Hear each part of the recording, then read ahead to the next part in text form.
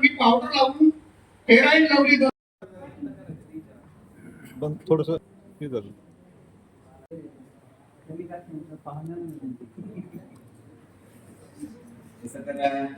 सर्व पाहुणे आहेत आज या मंडळाच्या दृष्टीने आणि काका सुद्धा पाहुणे आहेत, डॉक्टर लिलावात सुद्धा पाहुणे आहेत. आपण जोरदार टाळ्या वाजवून या महापुरुषांच्या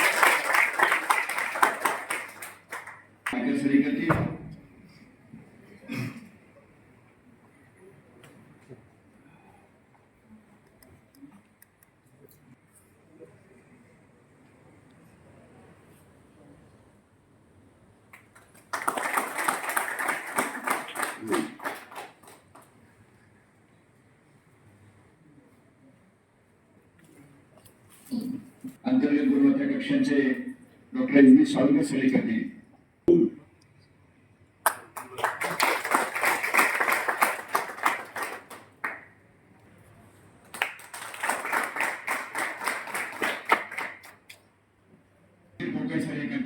पत्रकार सतीश मंगोले यांचं स्वागत. मानवी विद्या विभागाचे सुधीर बोके सर. फोटो काढा. त्यांचाच फोटो आहे.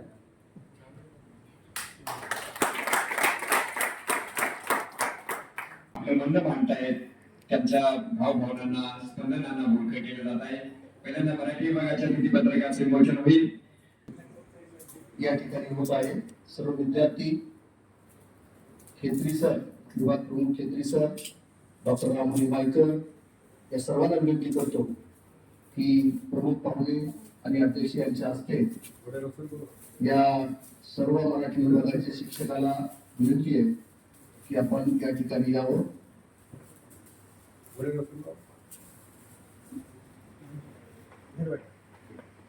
व्यक्तिपत्रक हे विद्यार्थ्याची सृजनशीलता माध्यम आहे आणि मराठी, हिंदी आणि इंग्लिश होत आहे.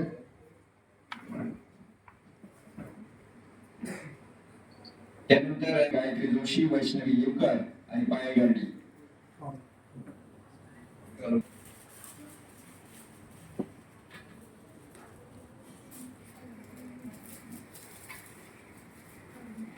जगाच्या ज्ञानाची खिडकी म्हणून इंग्रजीला बघितलं जातं. World of knowledge, world of knowledge window या खिडकीपासून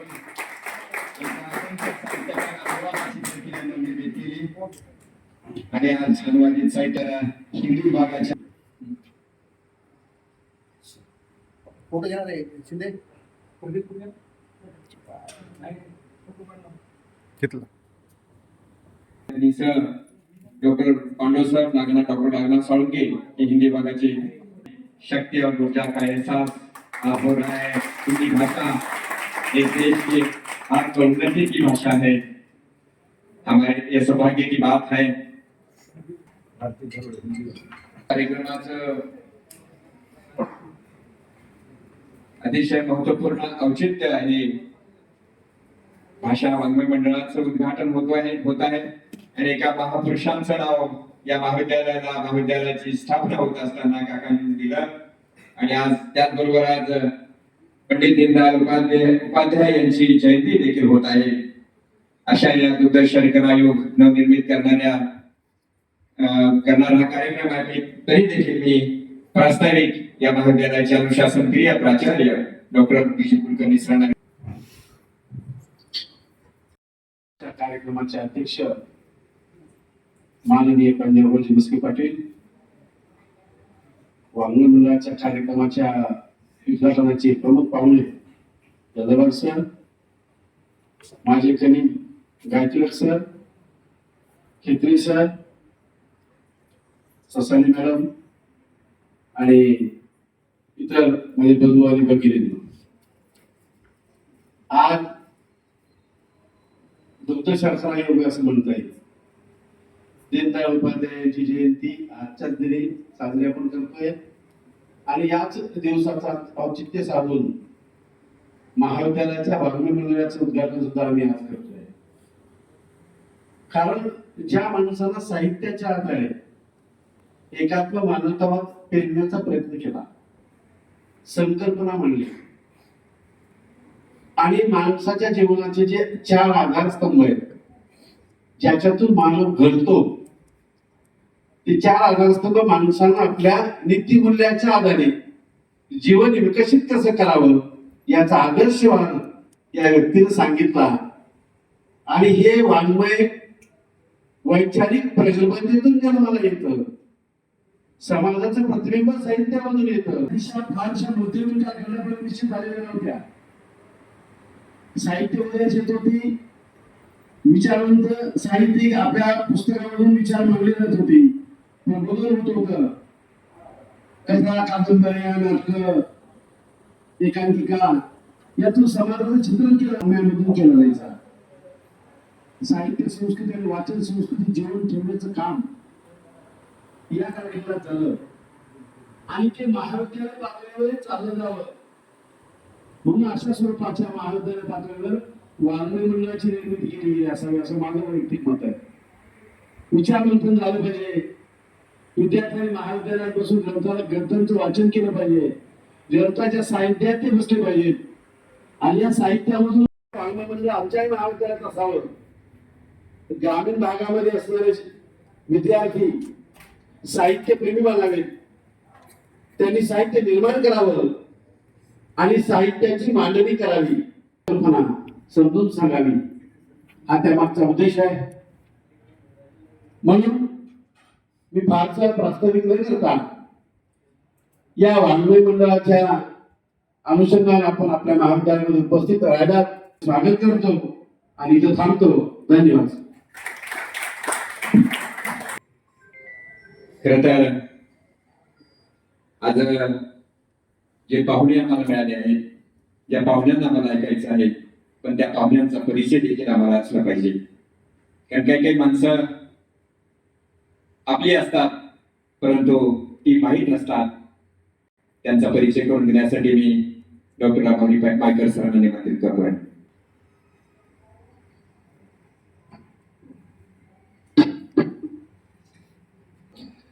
आज आपल्या महाविद्यालयामध्ये मराठी, हिंदी, इंग्रजी उद्घाटनाचा कार्यक्रम या ठिकाणी संपन्न होतो आहे. या कार्यक्रमाचे अध्यक्ष आदरणीय काका, या कार्यक्रमाला उद्घाटक म्हणून लाभलेले आमचे मित्र डॉक्टर राजकुमार यल्लावट सर, पत्रकार मुजमुले, माझे सहकारी आणि विद्यार्थी खऱ्या अर्थानं आजच्या कार्यक्रमाचे पाहुणे आणि उद्घाटक प्राध्यापक डॉक्टर राजकुमार किशनराव यल्लावट, प्राध्यापक महिला महाविद्यालय परळी, या ठिकाणी ते अध्ययन आणि अध्यापनाचे कार्य करतात. खरं तर वाङ्मय मंडळाच्या उद्घाटनाचा उद्देशच असतो की त्या महाविद्यालयातील विद्यार्थी हे लिहिते झाले पाहिजे. या उद्देशानं आपणही प्रमुख पाहुण्याला उद्घाटक म्हणून या ठिकाणी बोलवलं आहे. खरं पाहिलं तर प्राध्यापक शिक्षक हा बुद्धिमंत असतो, कार्यप्रवण असतो, कार्यतत्पर असतो. विद्यार्थ्यांना शिकवत असताना, अध्यापन करत असताना जो सिलेबस असतो तो सिलेबस डोळ्यात समोर ठेवून आणि डॉक्टर बाबासाहेब आंबेडकर मराठवाडा विद्यापीठाचा अभ्यासक्रम समोर ठेवून त्यांनी 7 पुस्तकं दिलेली आहेत. भाषिक लेखन कौशल्य आणि माहिती तंत्रज्ञान, साहित्य विचार, मुद्रित माध्यम लेखन तंत्र व कौशल्य, वस्तुनिष्ठ मराठी, सृजनात्मक कादंबरी, आकलन आणि आस्वाद आणि साहित्य सौंदर्य मराठवाडा विद्यापीठाचा अभ्यासक्रम नवीन शैक्षणिक धोरणानुसार या विषयाला अनुसरून त्यांनी 7 पुस्तकं लिहिलेली आहेत. केवळ लिहूनच ते थांबलेले नाही तर ते संशोधक मार्गदर्शक पण आहेत. आजपर्यंत त्यांच्याकडे 60 विद्यार्थ्यांनी पीएचडी प्राप्त केलेली आहे आणि सध्या 8 विद्यार्थी त्यांच्याकडे संशोधन करत आहेत. वेगवेगळ्या विषयामध्ये ते संशोधन करत आहेत आणि पुरस्कार पण केलेला आहे. सदस्य म्हणून गेल्या 10 वर्षापासून काम करत आहे आणि आपल्या विद्यापीठ नांदेड, उस्मानिया विद्यापीठ हैदराबाद, अहिल्याबाई होळकर सोलापूर विद्यापीठ शिक्षण आणि मुलाखती घेतलेल्या आहेत. परिचय त्यांचा करून देतो. शेवटी जाता जाता सरांना जे आम्हाला सोबत नेत आहेत. धन्यवाद सर.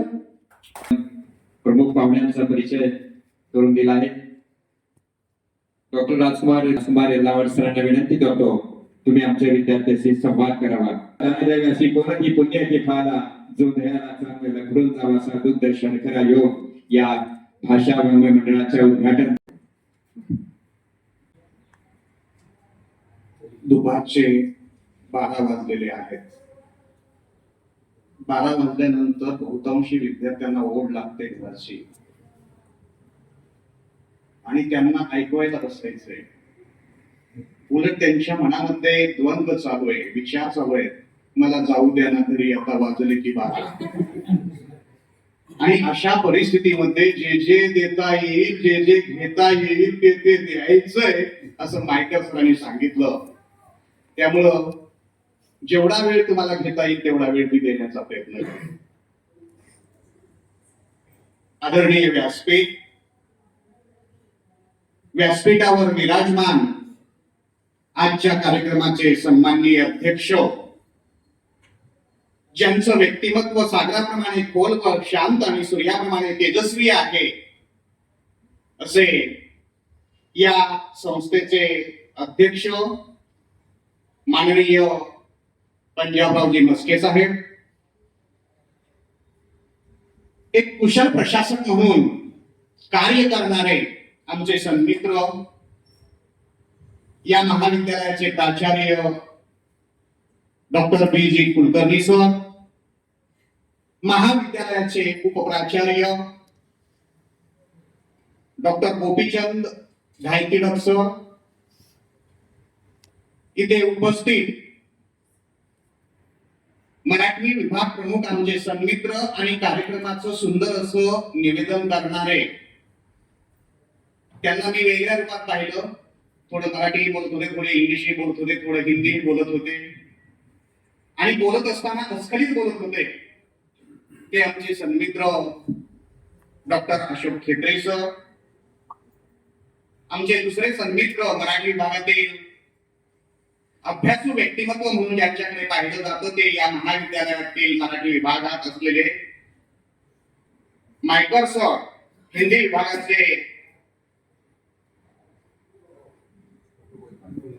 गोविंद पांडव सर, प्राध्यापिका पुष्पलता हळ मॅडम, प्राध्यापक बी राठोड सर, इंग्रजी विभागाच्या डॉक्टर मनीषा ससाने मॅडम आणि प्राध्यापक डॉक्टर संजय साळुंके सर.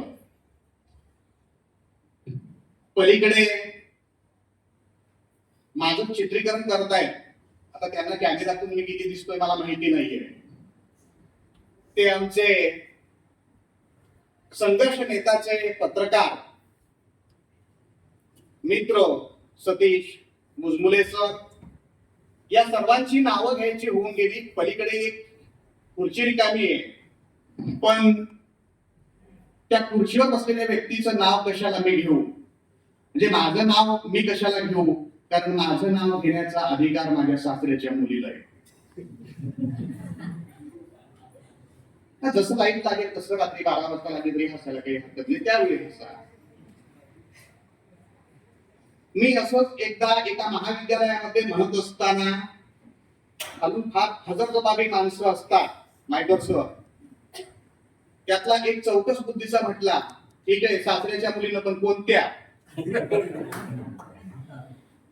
पण त्यांना कुठं माहिती आमच्याकडे पण समय सूचकता असते. आणि मग मी लागलीच म्हटलं, बऱ्याच वेळेला सालीवरून पाय विसरतो.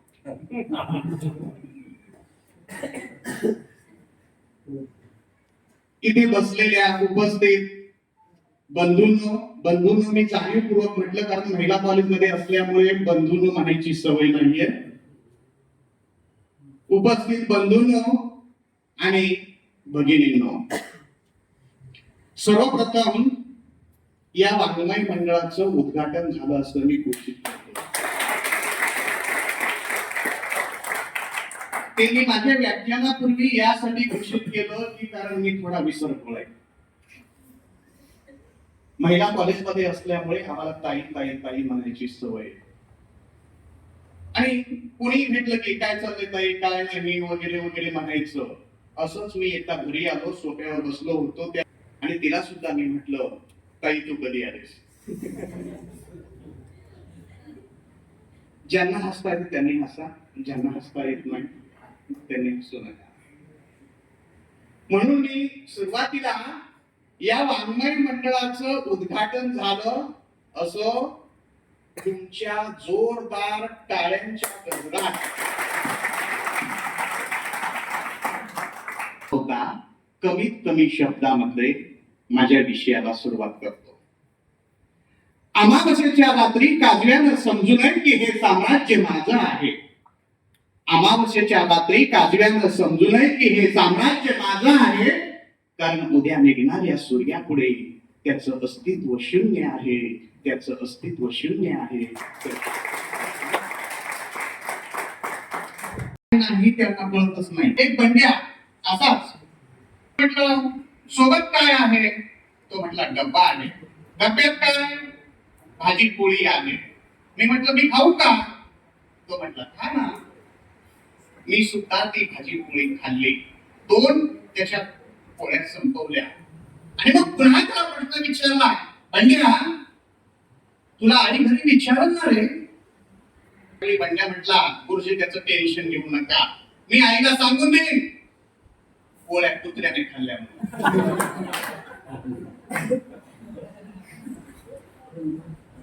बंड्या पुन्हा परत येत होता. सायंकाळचे 4 वाजता तो मला पुन्हा भेटला. मी म्हटलं बंड्या येऊ का घरी तुझ्या? तो म्हटला चला ना गुरुजी. मी बंड्याच्या सांगण्यानुसार घरी गेलो आणि मग तिथे गेल्यानंतर मला वाटलं बंड्या आईला सांगून चहा वगैरे करायला देईल, परंतु त्याची आई घरी नसल्यामुळे त्याने मला ताक देऊ का? मी म्हटलं मला आवडतंय, छान गोष्ट आहे, तू मला ताक दे. आणि मग बंड्याने आतून ताक आणून दिलं. मी 1 तांब्या ताक पिलं. पुन्हा माझ्या मनामध्ये प्रश्न आला, बंड्या तुला पुन्हा आई विचारणार आहे त्या मडक्यातलं ताक का कमी झालं 1 तांब्या म्हणून? त्यावर बंड्या म्हटला, गुरुजी त्याचं टेन्शन घेऊ नका. आपटल्यानंतर पुन्हा विचारला, बंड्या तुला आता मंदिर आठवेल ना? कारण तो तांब्या कोणी फोडला म्हणून. बंड्या लागलीच म्हटला, गुरुजी ताण घेऊ नका, अजिबात ताण घेऊ नका, कारण तो तांब्या घरातला नव्हता, सकाळी बाहेर घेऊन जायचा.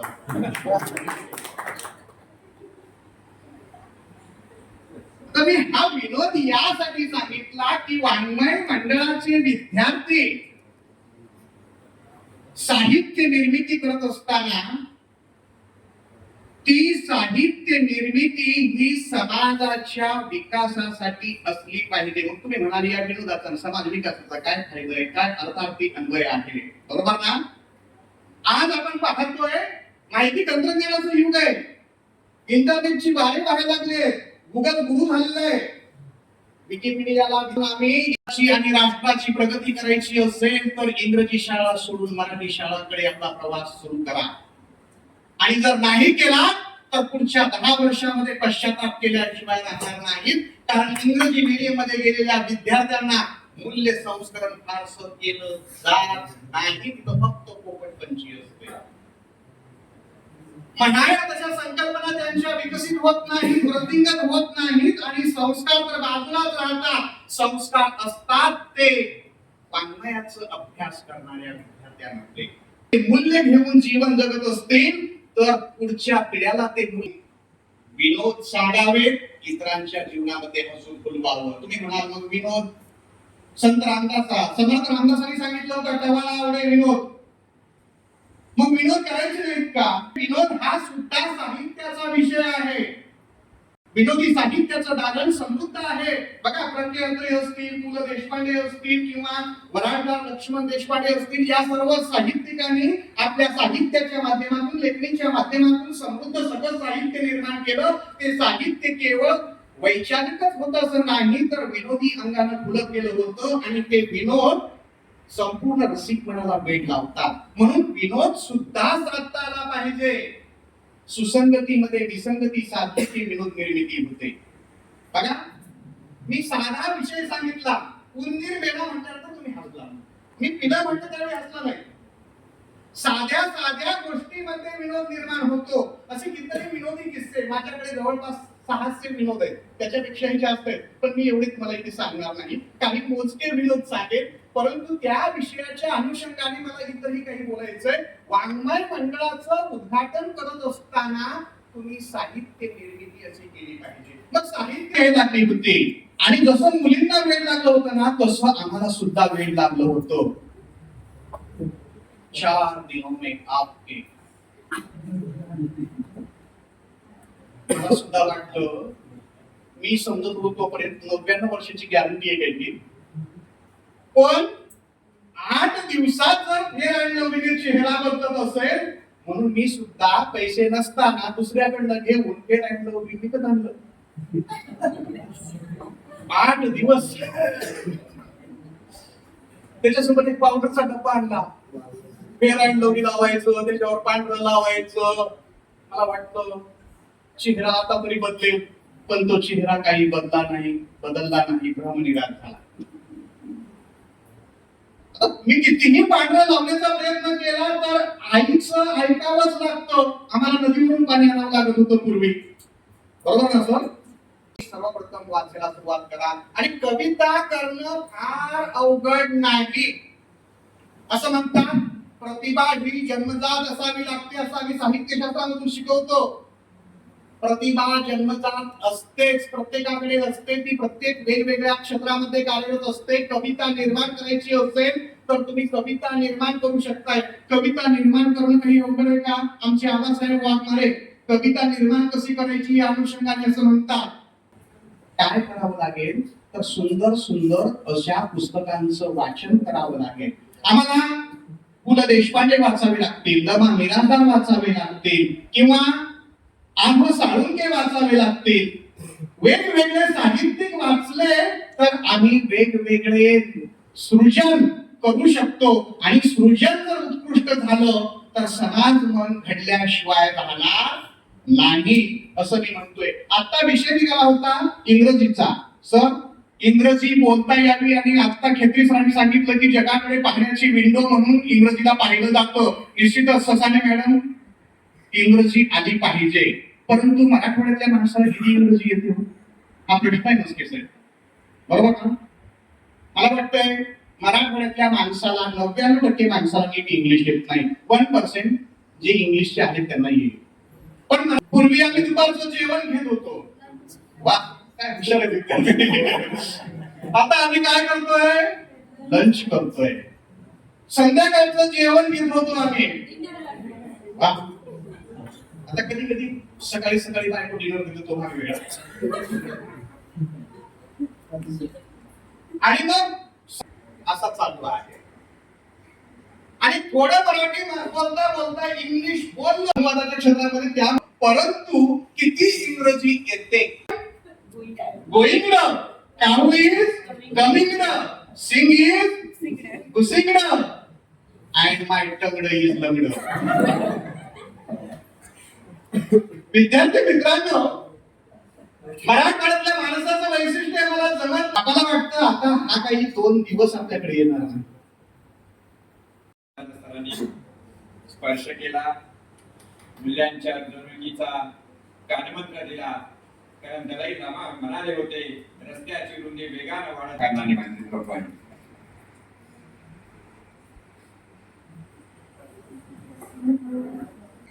प्रतिवर्षी सर्व महाविद्यालयांमध्ये जवळजवळ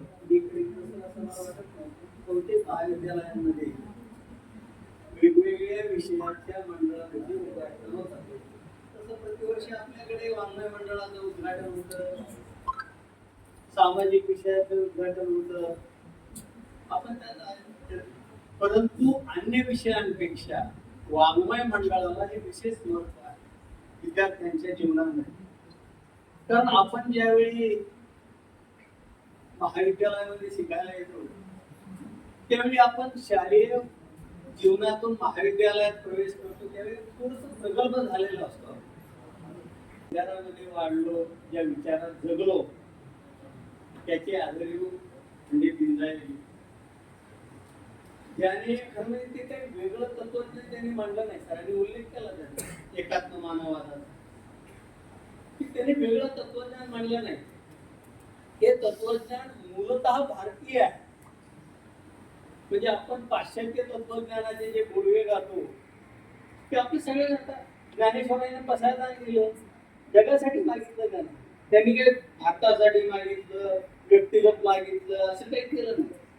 तसाच तोच विचार आधुनिक काळामध्ये पंडितीनं मांडला, एकात्म मानववाद हे धरलं पाहिजे असं त्यांचं मत होतं. आणि आपल्या की समाजाच्या शेवटचा माणूस, शेवटचा घटक याचा उदय झाला पाहिजे. अंत्योदय म्हणजे काय, वाचलं पाहिजे.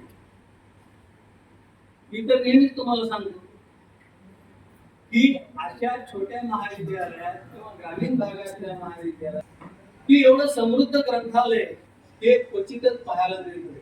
मोठे महाविद्यालय सोडा, परंतु आपल्यासारख्या पाहायला मिळत नाही. आपण आपल्याला मातृभाषेचा अभिमान असतो. आता आपण पाहिलं काही दिवसापूर्वी की तिसरी भाषा हिंदी, जी आपण आपल्या राष्ट्रीय भाषा म्हणतो तिला, त्याबद्दल धन्यवाद. सर्व भाषा, पूर्वी भाषाच नव्हती तेव्हा शब्द कुलपी की दंडे आहे आमच्या पांडव सरांच्या भाषेत आम्हाला सांगावं लागतं. कारण आपण कुलपी खातो आणि टाकून देतो. तो भाव महत्वाचा आहे. तो भाव आम्हाला या वाङ्मय मंडळाच्या निमित्तानं अध्यक्ष समर्पक काकांनी आम्हाला सांगितला. यानंतर मी हिंदी विभागाचे डॉक्टर गोविंद पांडव सरांना विनंती करतो आभार प्रदर्शनासाठी यावं. मैं तो प्रेम दीवानी मेरा दर्द न जाने कोई, सोली ऊपर सेज हमारी इसमें जो सोवना होए, दर्द की मारी वनवन डोलो बैन मिला नहीं कोई, मीरा के प्रभु पीर मिटेगी बैन सावरिया होए. आज 25 सितंबर, आज की तारीख भी याद रखने लायक है. 25 सितंबर 2025 के दिन हमारे यहाँ पर आदरणीय मंच पर विराजमान हमारे अध्यक्ष सम्मानीय काका मस्के पटेल, इन्होंने अपने इस समारोह को मंच पर विराजमान होकर हमें मार्गदर्शन कर किया. हम इसके प्रति हमें धन्यवाद ज्ञापन करते हैं. काका ने अपने भाषण में जनसंपर्क का माध्यम भाषा है इस प्रकार का एक सूत्र हमें बताया है. आपको याद है दोस्तों साथियों कि सर सैयद अहमद खान अलीगढ़ यूनिवर्सिटी में मराठी डिपार्टमेंट चलता है. सर जलावाड़ सर जी मराठी डिपार्टमेंट चलता है. कश्मीर में, पंजाब में, हर कोकण में, हर एक स्थान पर मराठी का ज्ञापन व्यक्त करता हूँ. हमारे आदरणीय प्राचार्य मार्गदर्शक हर एक सभा में, हर एक समारोह में अपना योगदान देते आए हैं और उनके सूत्र पर हर एक व्याख्यान, हर एक उपक्रम यहाँ पर चलता रहता है.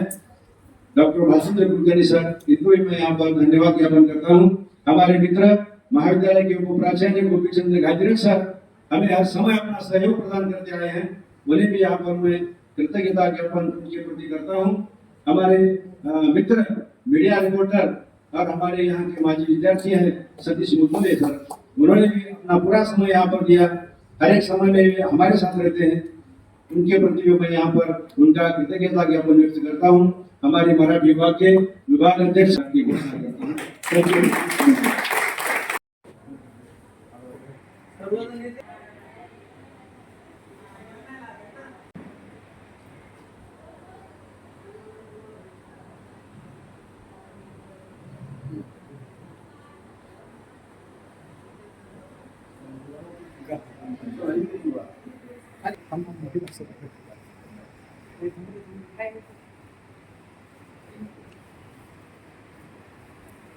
Thank you.